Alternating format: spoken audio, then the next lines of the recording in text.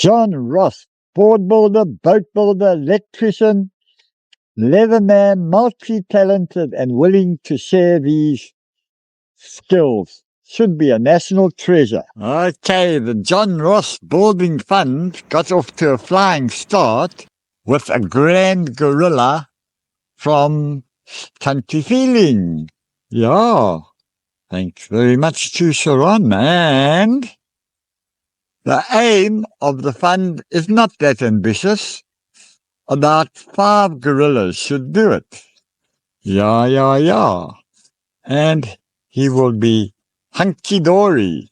The price of cement these days is quite exorbitant. Okay. Good luck, Jono. Cheers.